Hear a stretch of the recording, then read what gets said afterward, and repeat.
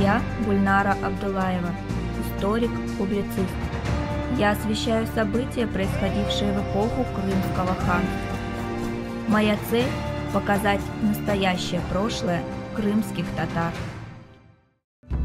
После первого правления Селима-Герая в 1678 году на ханский трон был избран его двоюродный брат Мурад-Герай. С именем этого хана связана знаменитая Венская битва. Однако до Венской битвы ему пришлось довольно успешно выбить с украинских земель русских и освободить город-крепость Чайгирин. Тогда погибло 20 тысяч русских стрельцов, оборонявших город. Крымско-татарское войско под предводительством Мурата-Герая приняло участие в войнах с поляками и с австрийцами. Впрочем, если бы не поведение визиря Османской империи, события под Веной приняли бы совершенно иной оборот. Сеид Мухаммед Реза в своем историческом труде «Семь планет» сообщает, что Мурат-Герай хан был щедрым, добрым, благородным человеком. Османский историк Фундук Лулу добавляет: крымский хан был умный государь. С большим почтением он относился к традициям, сам занимался благотворительностью и поощрял, когда этим занимались другие. Известно, что его дочь Хатидже Султан построила на свои средства в Керчи мечеть.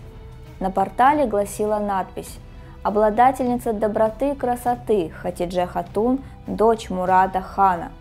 Эту мечеть видел путешественник Ивлия Челеби. Также известно, что у этого хана была только одна супруга. Но, конечно же, главным эпизодом во время правления этого монарха была австрийская военная кампания. Летом 1683 года крымский хан Мурат-Герай получил официальное приглашение к султану Мехмеду IV в Ставку под Белгород. Торжественные приемы и угощения в султанской армии были не случайны. По рекомендациям великого визиря Кара Мустафы Паши, султан имел намерение пригласить Мурата-Герая к участию в войне с австрийцами. Уже в июле 1683 года союзные войска под руководством Мурата-Герая двинулись к главному месту событий – Вене. К столице Австрийской империи с Крымского ханства выступила 40-тысячная крымско-татарская конница во главе с Муратом Гераем и 7 июля стала лагерем в 40 километрах к востоку от австрийской столицы. Венцы запаниковали. Как отмечает османский историк Фундук Лулу, Мурат-Герай готов был сам повести своих аскеров на взятие Вены.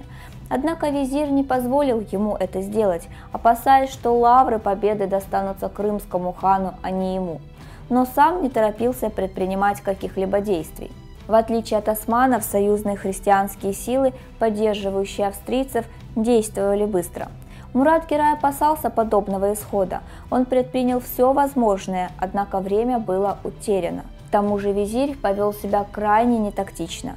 Игнорируя советы и действия хана, в порыве гнева унизил ханское достоинство.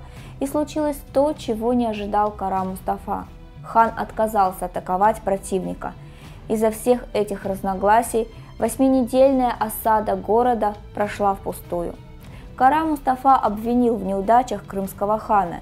Из-за этого Мураду в 1683 году пришлось оставить трон. Он удалился в родовые имения Сарач-Эли и спустя 13 лет умер.